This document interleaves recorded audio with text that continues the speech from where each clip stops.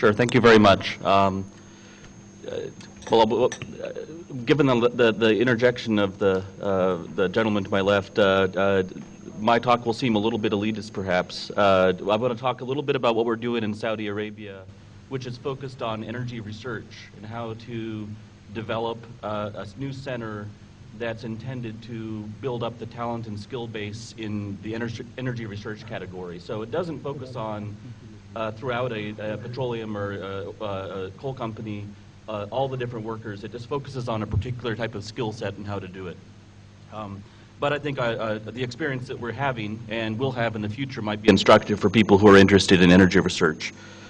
So the first thing to do maybe is tell you just a little bit about what is KAPSARC, what is the King Abdullah Petroleum Studies and Research Center. It was founded about 3 years ago, and the idea is to build a world-class center that focuses on energy, economics, and the environment, and doing research into those categories. So our purpose is not to do research to build a better drill rig or to better characterize a petroleum reservoir, but to look at the intersection of energy, economics, and the environment, and those questions that are driving this field going forward. We're an independent organization in that we're not tied to the government. We're funded by an endowment, which gives us this independence financially as well. And we're growing rather quickly. So on a daily basis, part of my job is to think about how do we recruit, retain, and develop the skills and the talent that we want to keep the organization going. So what is energy research? From my perspective and from the perspective of how we think about it at KAPSARC, energy really is at the intersection of a number of different fields. It's a driver for economic wealth, it's a driver for political stability, and it's a driver for social development. So energy is really important, but not just from an engineering perspective, is the way we think about this. So what we're looking at is how do we bring together talent which can shed insights into the function of an economy, the function of a social system, the function and development of a political system, and how all of these factors intersect to drive energy, the change in energy systems going forward. Okay, so we want to take a really comprehensive view and not just take a very narrow view on one particular facet of energy. More importantly, I think we're not just looking at petroleum. Petroleum is in our name, in part because we come from Saudi Arabia, so there's kind of this legacy there of petroleum. But we're looking across the fuel types. Our perspective is that what happens in the coal sector impacts quite substantially what happens in petroleum and vice versa. Renewables obviously are a very important factor to consider when you're looking at demand and the drive for petroleum in the future. So all the different fuel types from our perspective are linked. And so a study or a research center which focuses on just one will miss some of the interesting dynamics that are going to push us going forward into the future. So that's really in a very brief summary of who KAPSARC is and where we're going, what we kind of philosophically we're trying to look at.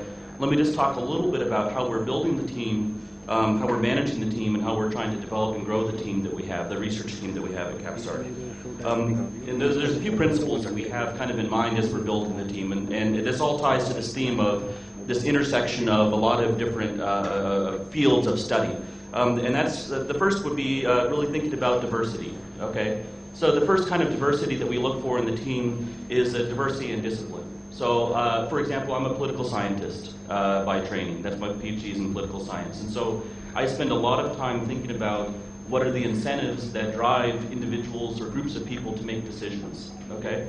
But on my team we have mathematicians, we have economists, we have engineers, we have people in sociology, we're bringing in demographers.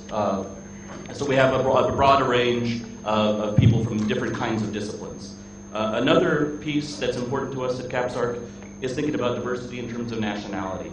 So you may have guessed I'm American, not Saudi, but we're trying to have a diversity of national perspectives. So the views that I have in the world might be quite different than the views that a Saudi might have in the world, or the views that an Indian might have in the world, or the views that a Chinese national might have in the world. And our team is composed of, I think at last count, 16 different countries. So we have a nice set of different perspectives brought to the table, not just in terms of discipline, but also in terms of where are you from. And the third piece of diversity is in terms of career track. So I find that the people that are on a team are often a product of where they come from. So an academic might have quite a different perspective on the world than a consultant, who might have quite a different perspective on the world than a former government official. And part of what we're trying to do at KAPSARC is bringing in diversity in terms of what's the career background, okay? So in terms of building the team, those are the kinds of the factors that we look for. Obviously, we're looking for people who are qualified and good from those different categories, but we want to try to build them, to bring them together. The challenge in that, which comes to managing a team that's very diverse, is well, how do you talk to each other? Okay, so someone who might have a background from government may not speak the same language or use the same kinds of words as someone who's a consultant, or someone who has a background in pure math may have a very different way of talking about problems than someone who comes from a sociology background. Or a petroleum engineer might talk quite differently than someone like me, a political scientist. So one of the challenges we have is trying to find a common language so that we can bring together these set of diverse researchers that we have, and how can we develop them going forward. The value of it, though, if you can do it right, I think, is to take people out of the perspective that they have and help to develop a broader view of this very complicated set of problems that we look at, which we call energy.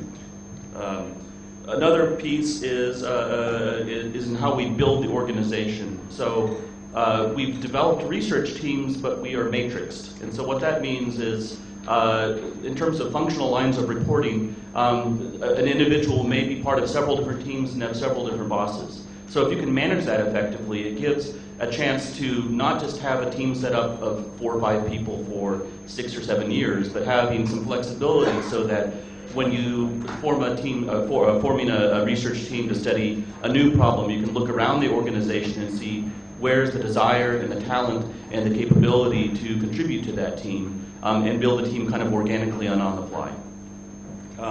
Another piece, which is in part why we're here, is trying to get out of the office. So not just stay in Riyadh.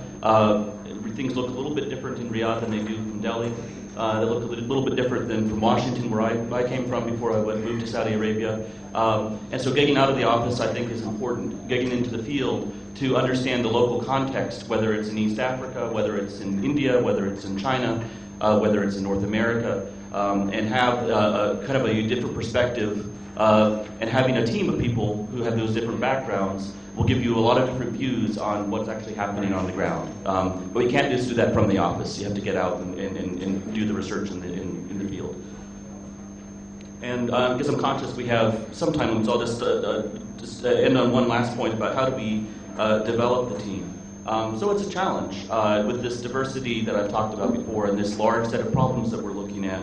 The first step is, I think, to encourage just debate and dialogue. So you want to be able to encourage people to talk to each other and share different perspectives. But one of the challenges, of course, is you must always ensure there's respect. So without the mutual respect of your colleagues, it'll be awfully hard to appreciate views that might be quite different than your own. Another big factor for us is collaboration, and whether that's internally in terms of building a team. Unlike some of the universities that I've worked at in the past, no one at KAPSARC is allowed to work alone. You always must work with other people. So that forces that kind of collaboration, but also externally, so that we can see the perspectives of skill sets from abroad. Yeah, and I guess the final point would be to say that kind of on a daily basis, one of the jobs of the managers at KAPSARC is to make sure that we can facilitate communication among this wide variety of people from these very different backgrounds. So thanks very much. Hope that's